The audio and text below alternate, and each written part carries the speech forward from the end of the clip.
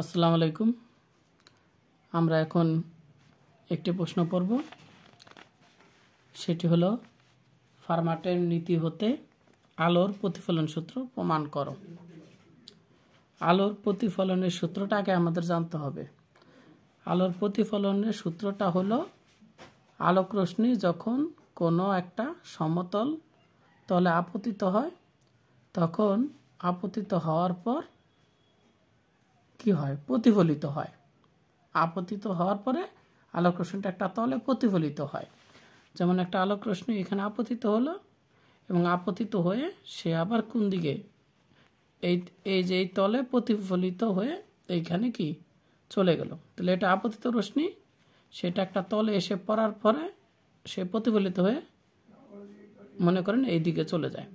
তাহলে এই আপতিত রশ্মি আর প্রতিফলিত রশ্মির যেই একটা বিন্দুতে মিলিত হয়েছে, তাই না? মানে এটাকে বলা হয়, যে বিন্দুতে আলোক রশ্মি এসে পড়ছে এটাকে বলা হয় আপতন বিন্দু। আপতন বিন্দুতে যদি আমরা একটা লম্বা অঙ্কন করি, ঠিক আছে, তাহলে এইটাকে বলা হয় আপতন কোণ, অর্থাৎ অবিলম্বের সাথে আপতিত রশ্মি যে কোণ তৈরি করে এটাকে বলা হয় আপতন কোণ। আর এটা হলো আমাদের প্রতিফলিত রশ্মি। প্রতিফলিত রশ্মি অবিলম্বের সাথে যে কোণ তৈরি করে সেটাকে বলা হয় প্রতিফলন কোণ।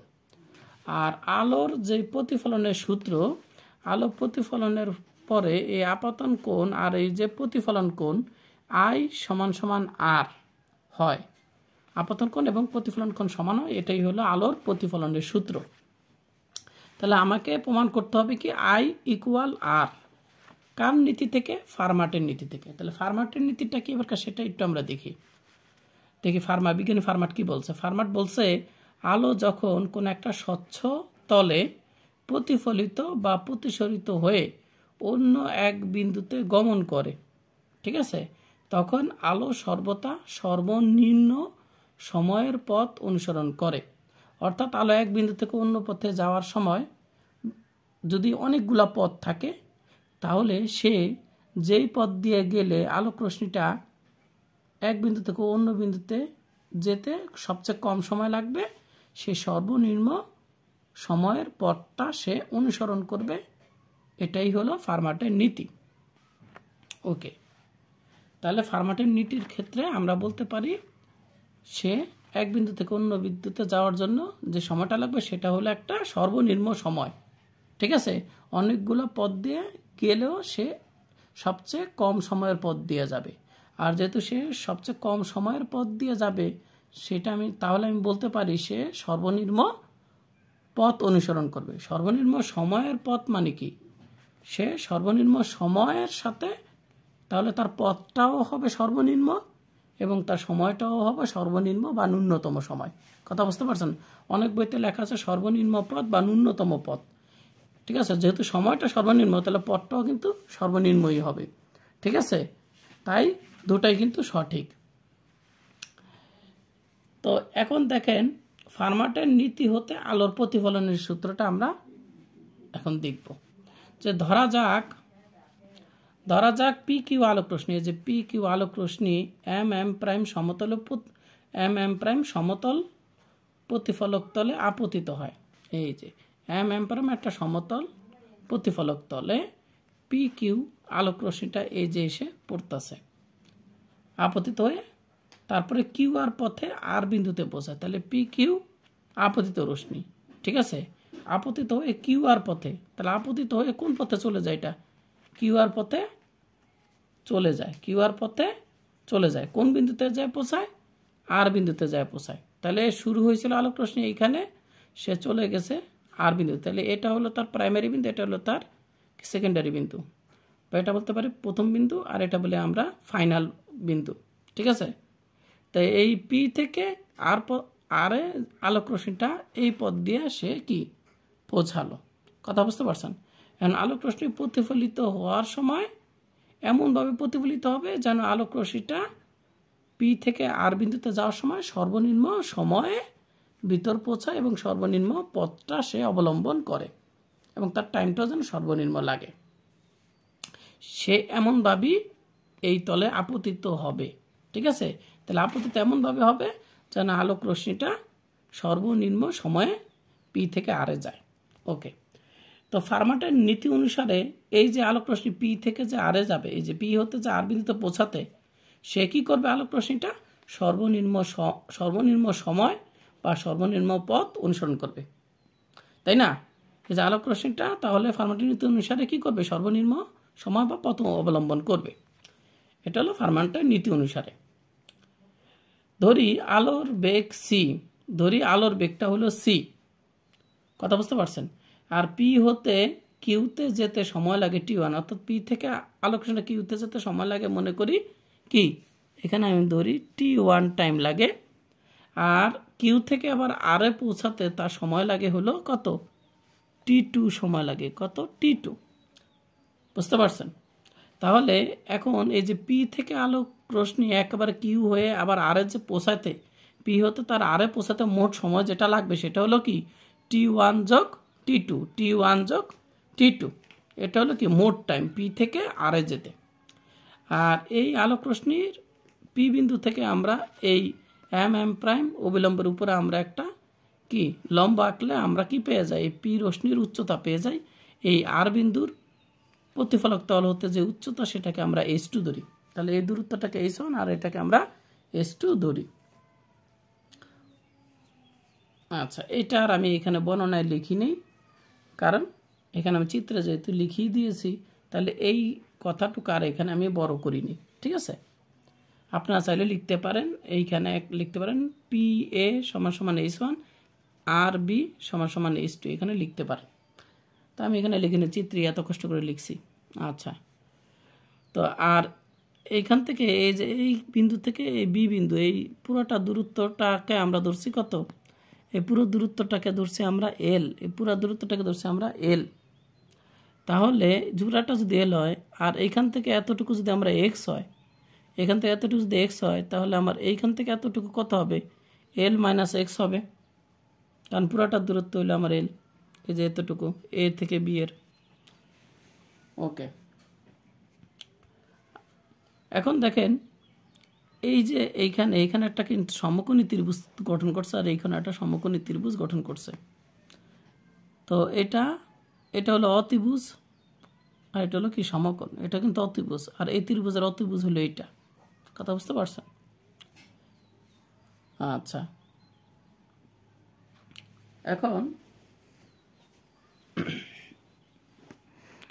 এখন এইখানে যে আপাতন কোণটা যা হবে, এইখানে আপাতন কোণটা তাই হবে, কথা বুঝতে পারছেন? কেন এইটা সমান হইলো কেন?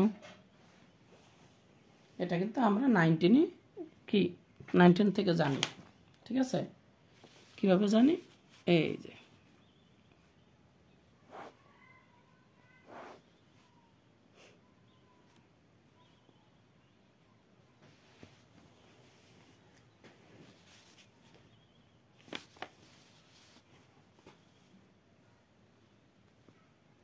আমরা যদি দুইটা সমান্তরাল, এখানে দেখাই দুটা কি সমান্তরাল কি রেখা, আমি যদি এখন এইভাবে কি দুটা সমান্তরাল রেখা, পরস্পর সমান্তরাল রেখা যদি একটা আবার রেখাকে যদি ছেদ করে, ঠিক আছে, একটা রেখাকে যদি দুটো সমান্তরাল রেখা ছেদ করে, তাহলে আমরা জানি একান্তর কোণগুলো সমান হয়। এই কোণটা সমান হবে এই কোণটার, আর এই কোণটা সমান হবে কার?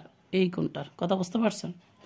তাহলে এইখানে কিন্তু একটা রেখা আছে, আর আমি মনে মনে কল্পনা কিন্তু এখানে একটা রেখা আছে, ঠিক আছে? যদি অঙ্কন করি তাহলে দেখবেন আমার কি এইটা কিন্তু এইটার একান্তর কোণ। আমি একটু ভালো করে বুঝাই, যদি আমি এইটাই চিন্তা করি, এইটা হলো আমাদের এইটা, আর এইখানে মনে করে কল্পনায় এখানে একটা দাগ টানলাম এই বরাবর, তাহলে দেখেন আমাদের আছে কিভাবে, এরকম আছে,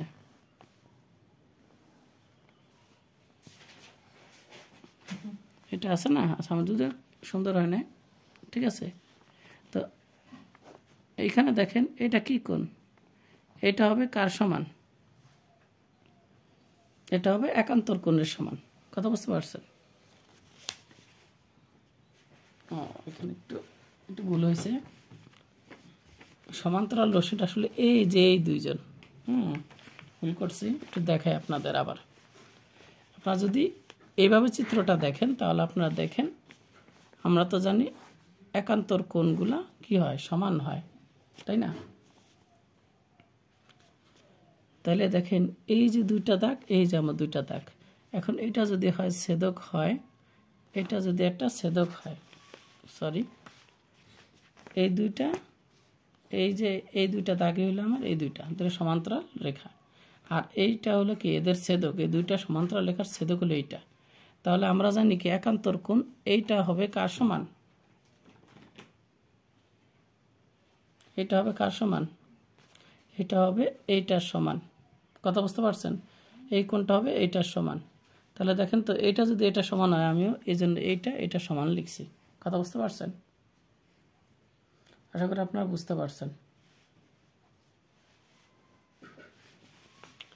আচ্ছা, ঠিক একইভাবে এই দুইটা সমান্তরাল রেখা, এইখানে এইটার একান্তর কোণ হলো এইটা, এটার একান্তর কোণ এইটা, এই জন্য এই প্রতিফলন কোণ যার হয় তাহলে এটাও আর হবে।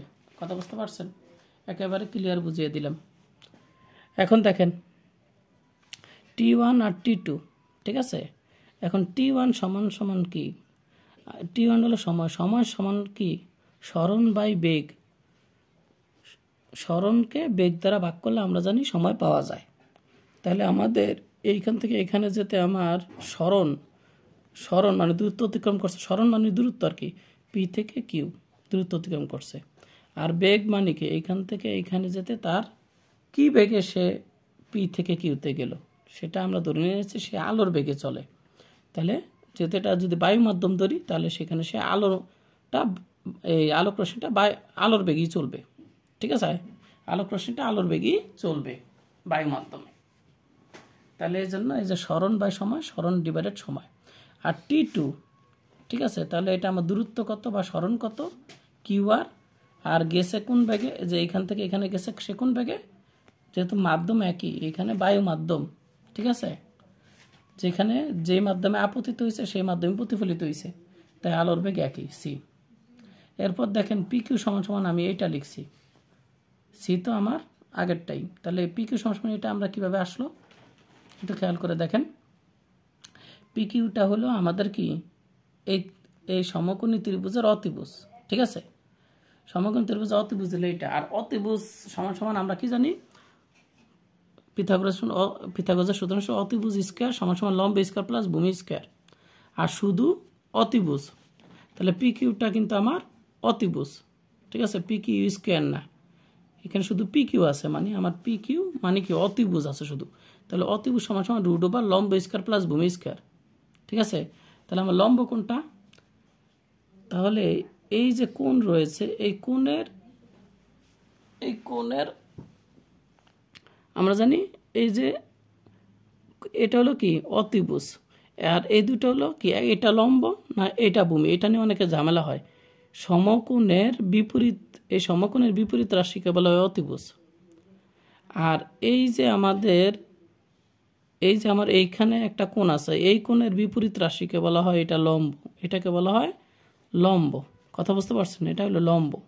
তাহলে লম্ব স্কয়ার প্লাস হইলো আমাদের কি ভূমি, এটা যদি লম্ব হয় তাহলে এটা হবে ভূমি। কথা বুঝতে পারছেন? ভূমি হলো h1 স্কয়ার, তাহলে x স্কয়ার h1 স্কয়ার, তাহলে আমার রুট ওভার কি হবে লম্ব স্কয়ার ভূমি স্কয়ার। তাহলে আমি এই যে এখানে কি লিখছি, যদিও এখানে লেখার সময় আমি ভূমিটা আগে লিখছি, ঠিক আছে? আমার ভূমি হইলো এইটা, এখন এইটা তো আমি এইটা এইখানে এটা এখানে লিখে ফেলছি, এটা হলো সাজানোর খাতিরে, ঠিক আছে? তো এটা আমাদের কি, এটা হলো আমাদের ভূমি স্কয়ার যোগ লম্ব স্কয়ার। তাহলে আমরা সূত্রে যদি আমরা ভূমি স্কয়ার আগে পরে লিখি কোনো সমস্যা আছে? লিখতে সমস্যা নেই, ঠিক আছে? এখানে আমি সূত্রে লিখছি লম্বটা আগে, আর এখানে লেখার সময় আমি ভূমিটা আগে লিখছি, লম্বটা পরে লিখছি, বুঝতে পারছেন? আর কিছুই না, কিন্তু সূত্র কিন্তু একই, লম্ব স্কয়ার প্লাস ভূমি স্কয়ার রুট ওভার, এখানে হলো কি ভূমি স্কয়ার যোগ লম্ব স্কয়ার, ঠিক আছে? তাহলে কিউআরটা কি, কিউআরের মানটা আমরা একইভাবে করছি, এই যে ভূমি স্কয়ার যোগ হইল কি এই যে লম্ব square, L - X whole square, ঠিক আছে? কোথা থেকে আসলো? এই যে এই সূত্রে অবলম্বনে আসছে। তো এবার আমরা দেখি কি করি। এবার আমরা ফার্ম্যাটের নীতি অনুসারে জানি টি হবে ন্যূনতম, কারণ আমরা ফার্ম্যাটের নীতি কি বলছে, আলোক রশ্মি কী হবে, সর্বনিম্ন সময়ের পথ অবলম্বন করবে। সর্বনিম্ন টি হবে মানে ন্যূনতম। ন্যূনতম মানে কি, আলোটা সবসময় কি সর্বনিম্ন পথ অনুসরণ করার কারণে এই টিটার মানটা হলো ফিক্সড। 10টা আলোক রশ্মি গেলেও আলো সবসময় একটা নির্দিষ্ট ন্যূনতম সময়টাই কি ন্যূনতম সময়ের পথটাই অবলম্বন করবে। এজন্য টিটা সবসময় কি ধ্রুবক মানে ফিক্সড পাওয়া যাবে। ঠিক আছে, এজন্য টিটা অনেকটা ধ্রুবক। টিটা এখানে কি ধ্রুবক। তাই টিকে যদি আমরা এক্সের সাপেক্ষে ব্যবকলন করি, আমি বলবেন স্যার এক্সের সাপেক্ষে কেন করব? কারণ আমরা যে এই যে টি এর যে একটা রাশিমালা পেলাম, টি এর ভিতরে এইচ হলো কি উচ্চতা, এটা ধ্রুবক, আলোর বেগ ধ্রুবক। ঠিক আছে, তাহলে আমাদের চলক আছে, আবার এলটা হলো কি ধ্রুবক, দূরত্ব, একটা নির্দিষ্ট দূরত্ব। তাহলে আমার এইখানে চলক আছে কোনটা, এক্সটা হলো আমার কি ভেরিয়েবল। এজন্য এই টিটাকে আমরা এক্সের সাপেক্ষে কী করতে পারি, ব্যবকলন করতে পারি। কিন্তু এই ব্যবকলনটা 0 হয়েছে কারণ কি, টিটা হলো এখানে ধ্রুবক। এজন্য এক্সের সাপেক্ষে টিকে ব্যবকলন করলে আমাদের 0 হবে, কারণ টি তো পরিবর্তনশীল না। তাহলে এক্সের সাপেক্ষে যদি আমরা টিকে ব্যবকলন করি বা টিটা এখানে ধ্রুবক, তাহলে ধ্রুবকের আমরা জানি কি ধ্রুবকের পরিবর্তন হয় না। তাহলে এক্সের সাপেক্ষে টি এর পরিবর্তন হবে কি 0, মানে পরিবর্তন হবে না মানে কি 0। তাহলে এবার দেন ডি বাই ডিএক্স, এখানে আমি ডিটি লিখে ফেলছি বলে এখানে হবে কি ডিএক্স হবে, ডি বাই ডিএক্স হবে। তাহলে ডি বাই ডিএক্স, আর এই যে টি এর ভ্যালুটা আমি এখানে বসিয়ে দিলাম। কোথা থেকে, এই যে আমার টি এর যে ভ্যালু আছে সেটা আমি বসিয়ে দিলাম। আচ্ছা, বসিয়ে দেওয়ার পরে আমার এই যে 1/c, এটা তো আমার আলোর বেগ ধ্রুবক, এজন্য এটাকে আমি ব্র্যাকেটের বাইরে নিয়ে আসছি। এটা কি ব্যবকলন, এক্সের সাপেক্ষে এটা ব্যবকলন হবে না, কারণ আলোর বেগ হলো ধ্রুবকের ব্যবকলন হয় না। তাহলে এক্সের সাপেক্ষে ব্যবকলন হবে কার, এখানে একটু এক্স লিখতে হবে, আমি বলে টি লিখে ফেলছি। ঠিক আছে, তাহলে এই ডি বাই ডিএক্স হবে কার, এই যে উপরের এই রাশিগুলার কি ব্যবকলন হবে। তাহলে ডি বাই ডিএক্স এইটা, তো এই রুটটাকে আমরা কি লিখছি, পাওয়ার হিসেবে হাফ লিখছি, প্লাস এই যে ডি বাই এখানে ডিএক্স হবে, কি হবে ডিএক্স হবে, হ্যাঁ ডিএক্স হবে। তাহলে আমরা ডি বাই ডিএক্স, তাহলে আমাদের ব্যবকলন হবে এইটাকে আর এইটাকে। তাহলে আমি এইটাকে ব্যবকলন করব আর এইটাকে ব্যবকলন করব, দুটাকে আলাদা আলাদা করে আমি ব্যবকলন করব। ঠিক আছে, আর 1/c তো আমি কমন নিয়ে নিলাম। আচ্ছা, ইকুয়াল আমার 0, আর এই রুটটাকে আমরা পাওয়ার হিসেবে কি হাফ লিখছি, সেকেন্ড ব্র্যাকেট দিয়ে আমরা এখানে হাফ লিখেছি। এখন দেখেন 1/c আছে, 1/c, এই সিটা আছে কোন জায়গায়, ভগ্নাংশের নিচে। তাহলে এই সি এর সাথে কি হবে, এই সি এর সাথে এই 0টা কি কোনাকুনি গুণ, তো সি দিয়ে এটা কোনাকুনি গুণ করলে কি হয়, সি গুণ 0, তাহলে 0 হয়ে যায়। এজন্য সিটা কিন্তু আমাদের নাই। কথা বলছিলাম, সিটা 0 গুণ করে 0 হয়ে গেছে। এখন কথা হলো এই অংশটুকু আমি ব্যবকলন করব। তাহলে এই অংশটা ব্যবকলন করলে কি হবে, এই যে ব্যবকলনের একটা সূত্র আছে, x to the power n যদি থাকে তাহলে পাওয়ারটা আগে চলে আসে n, তারপরে x, উপরের পাওয়ার থেকে 1 বিয়োগ। ঠিক আছে, তো দেখেন আমার এই যে এই পুরাটাকে আমরা ধরতেছি এখানে x, আর এই হাফটাকে ধরতেছি এখানে n। তাহলে কি হবে, half x to the power n minus 1। ঠিক আছে, আচ্ছা এখন দেখেন এই পুরোটাকে আমরা এখানে x ধরছি। ঠিক আছে, কিন্তু এই সম্পূর্ণটা কিন্তু আমাদের x না, x হলো আসলে কতটুকু, এইটুকু। তাহলে এই অংশটুকুকে আবার যে ইনটু দিয়ে এই অংশটুকুকে x এর সাপেক্ষে আবার ব্যবকলন করলে কত হয়, আবারও ঠিক এই সূত্রটাই পড়ে যে x to the power n। তাহলে কত হবে যে উপরের 2x1 পাওয়ার কত, উপরে কিন্তু আমি লিখি নিই যে 2, উপরে কত 2 মাইনাস কত হবে 1 হবে। কথা বুঝতে পারছেন, এই যে n-1, তো এটা আসলে লেখা লাগে না, এটা না লেখলেও চলে। তারপরে এই যে প্লাস, এই যে আমার প্লাস, তাহলে এই অংশটুকুকে আমি কি করছি, একই করছি, ওই যে পাওয়ারটা হাফ এখানে আনলাম, তারপরে আমার এই যে হাফ মানে যে ঘাত n, এই যে n, তারপরে যে পুরোটা হইলো আমার কি এই যে x, তারপরে উপরে পাওয়ার কত আছে n-1, এই যে n-1, এই যে পাওয়ার -1। এরপরে দেখেন এই পুরোটা অংশের ভিতরে আমার শুধু x আছে, কোন অংশে, এই অংশে নাই, এই অংশে আছে। তাহলে এই অংশটুকুকে আবার আমি এই যেখানে কি করলাম, ব্যবকলন করলাম। এক্স এর সাপেক্ষে। তাহলে এক্স এর সাপেক্ষে যদি এতটুকুকে আমরা যদি করি, তো এখানে আছে L minus x to the পাওয়ার 2। তাহলে এক্স, এটারও আবার কোন সূত্র বোঝায়? X to the power N এর সূত্র। তাহলে এই যে 2টা আগে চলে আসলো, এল মাইনাস এক্স মানে কত? এটাই হলো আমাদের কত, এখানে এক্স। উপরের পাওয়ার কত হবে? উপরের পাওয়ার হবে কত? এটা পাওয়ার আছে 2, তাহলে 2 মাইনাস 1। তাহলে এখানে যেমন 2 মাইনাস 1 লিখছে, এখানে কিন্তু 2 মাইনাস 1 লিখলে 1 হয়ে যায়, যেটা পাওয়ার হিসেবে না লিখলেও চলে। যেমন এখানে আমি না লিখলেও চলে, কারণ 2 থেকে 1 বিয়োগ দিলে কি থাকে? 1 থাকে, 1 আর লেখা লাগে না। বুঝতে পারছেন? একেবারে ভেঙে দিছি। এখন দেখেন, আমরা এইখানে এই সম্পূর্ণটাকে আমরা সেখানে আমরা একবার ধরছি, এই পুরোটাকে আমরা এক্স ধরে আমরা এই পর্যন্ত করলাম, পরে আবার এই ভিতরের টুকু এল মাইনাস এক্সকে আবার সূত্র ধরে আমরা এখানে আবার x to the power N সূত্র ফেললাম। কিন্তু আবার দেখেন, এই এতটুকুকে আমরা এক্স ধরলাম, সে সম্পূর্ণটাও আবার এক্স না, সেইখানে আবার ব্যাক এক্স হলো যে কোনটা, এই মাইনাস এক্স, এইটাকে আমরা কি আমরা এখানে এক্স ধরছি। তাহলে এই মাইনাস এক্সকে আবারও কি হবে? আবারও ব্যবকলন হবে। তাহলে মাইনাস এক্সকে ব্যবকলন করলে কত আসে? -1 হয়। ঠিক আছে? কারণ আমরা জানি এক্সের সাপেক্ষে যদি আমরা এক্সের সাপেক্ষে এক্সকে ব্যবকলন করলে 1 আসে, তাহলে এইখানে এই যে মাইনাস এক্সকে করলে কত আসবে? -1 আসবে। এই যে মাইনাস, আর এই এক্সটাকে যদি আমরা এই এক্সের সাপেক্ষে করি, তাহলে কিন্তু 1 হবে। বুঝতে পারছেন? এত ভেঙে বোঝানোর কারণ একটাই, কারণ অনেক দুর্বল স্টুডেন্ট আছে, তারা আসলে নিরুপায়, তারা চায় একজন শিক্ষক একেবারে ভেঙে বুঝাবে, এরকম আসলে ক্লাস ইউটিউবে বা বিভিন্ন চ্যানেলে নাই। ঠিক আছে?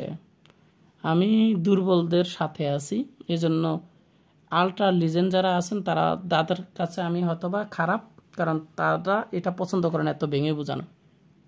যাই হোক, আচ্ছা, শেষ হয়ে গেল। এখন দেখেন, আমার এই যে এই 2টা এই 2 এর লগে কেটে দিলাম, এই 2 এর লগে এই 2 কেটে দিলাম। ওকে, আর এটাকে কি এটাকে বিয়োগ করলে কত আসে?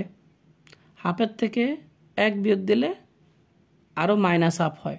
ঠিক আছে? কত হয়? যেমন আমি যদি বলি এই যে হাফের থেকে এ টু দি পাওয়ার এত লিখি, তাহলে আমরা কত লিখব? হাফের থেকে দিলে এ হাফ -1/2 হয়। ঠিক আছে? তো এটাকে আবার ভেঙে লেখা যায় 1/, ভগ্নাংশ আকারে লিখলে 1/2 লেখা যায়। এরপরে 1/, কত লেখা যায়? এটাকে হাফটাকে, হাফ পাওয়ারটাকে কি লেখা যায়? এ লেখা যায়। তাহলে 1/a লেখা যায়। তাহলে এইটাকে কি লেখা যায়? এটাকে লেখা যায় 1/√a, তাই না?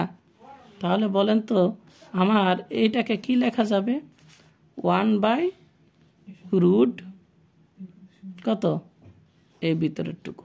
কথা বুঝতে পারছেন? এইটা যেভাবে এইটা লিখলাম, কথা বুঝতে পারছেন?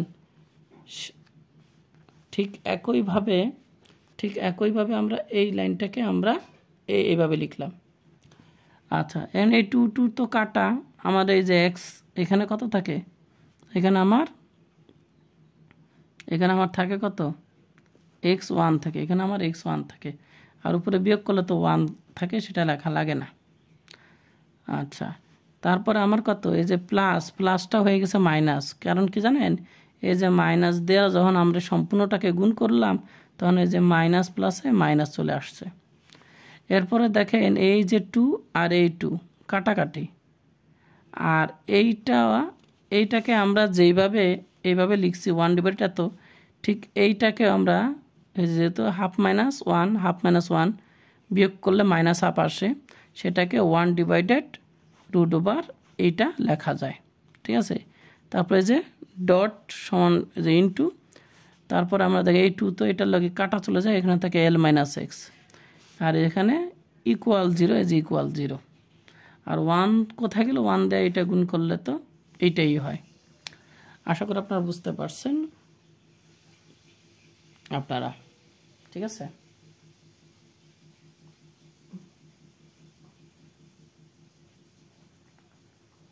ও, এখানে একটা জিনিস ভুল হয়েছে, সেটা হলো আমি তো এখানে 1 বলতে কিছু নাই, এখানে তো 1 এটা মানে আমি ভুলে দিয়ে ফেলছি এই জায়গাগুলোতে,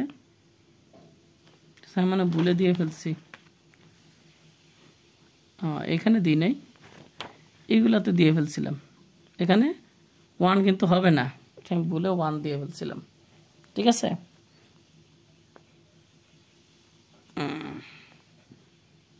আচ্ছা, তো কোথায় জানি আমরা আসছিলাম, এই জায়গায় আমরা আসছিলাম, তাই না?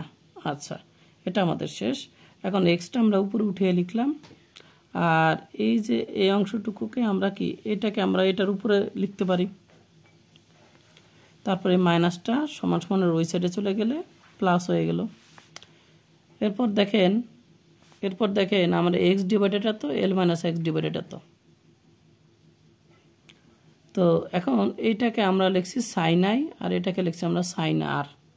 কারণ কি জানেন, সাইনের একটা সূত্র আছে, সাইনের সূত্রটা মনে আছে? সাইন সমান সমান কি, সাইন থিটা সমান সমান হইল সাগরের লবণ অনেক, মানে লম্ব বাই অতিভুজ। ছোটবেলায় কত টিচাররা পড়াইতো, তাই না? সাইনটা সমান লম্ব বাই অতিভুজ। তো দেখেন তো এটা আমাদের লম্ব, আর এটা আমার অতিভুজ কিনা, একটু চিত্রে যাইতো। এই যে যেহেতু এক্সটা আমার হইলো কি লম্ব, আর এটা হলো অতিভুজ, এটা হলো অতিভুজ, আর এটা হলো আমার কি, এটা আমার কি অতিভুজ না, আর এটা আমার কি লম্ব না। তাহলে এক্স ডিভাইডেড কি পি কিউ। এ দেখেন তো h1 আর x2 x স্কোয়ার, এটা আমাদের কি ছিল, অতিভুজের মান ছিল না, এটার মানই তো আমাদের এইটা। তাহলে আমার এই যে এইখানে যে মানটা আছে, তাহলে এটা অতিভুজের মান, আর এটা হলো আমার কির মান, এক্সটা হলো আমাদের কি লম্বের মান। তাহলে আমার এই জায়গায় কি আছে, এটা লম্ব, এটা অতিভুজ, এটা লম্ব, এটা কি অতিভুজ, আর লম্ব বাই অতিভুজ মানে সাইন থিটা। এই যে সাইন থিটা, থিটা মানে কি, এখানে আমার কোণ, এই যে এই কোণটাই হলো আমার কি আই কোণ। আশা করি বুঝতে পারছেন। এরপর দেখেন এল মাইনাস এক্স আর এইটা, তাহলে এইটা আমরা কোথায় দেখছি, এটা আমরা এখানে দেখছি না একবার। তাহলে এটা আমরা কি দেখছিলাম, এই ত্রিভুজের অতিভুজই হলো, এই যে কি ওয়ার্ডটাই হলো কি অতিভুজ। তাহলে এটা হলো অতিভুজ, এটা হলো অতিভুজ, আর এল মাইনাস এক্সটা হলো কি লম্ব ছিল। তাহলে এটাও কিন্তু ওই ত্রিভুজের ডান সাইডের ত্রিভুজের লম্ব, আর এটা হলো অতিভুজ। তাহলে এটাকে আমরা লিখতে পারি সাইন লম্ব বাই অতিভুজ মানে কি সেই সাইন থিটা। তাহলে যে সাইন থিটা, থিটা মানে কি কোণ। তাহলে এই ক্ষেত্রে কোণ আমাদের কোনটা আছে, এই ত্রিভুজের ক্ষেত্রে এই যে এইটা আছে। তাহলে এখানে আমরা লিখছি সাইন আর, দুপাশ থেকে সাইন বাদ দিলে আই সমান সমান আর হয়। তাহলে আমরা বলতে পারি এটাই হলো আপাতন কোণ সমান সমান কি প্রতিফলন কোণ। এই আলোর প্রতিফলনের সূত্র প্রমাণিত হয়ে গেল। আমি জানি না, আমি সর্বোচ্চ চেষ্টা করছি আসলে আপনাদের বুঝিয়ে দেওয়ার জন্য। এখানে একটু 1 দিয়ে ফেলছি বলে। ঠিক আছে, তো আপনাদের ক্লাসটি কেমন লাগলো অবশ্যই কমেন্ট করে জানাবেন, কারণ আপনাদের কমেন্টের উপর অনেক কিছু নির্ভর করে। ওকে, সবাই ভালো থাকেন, সুস্থ থাকেন, আল্লাহ হাফেজ।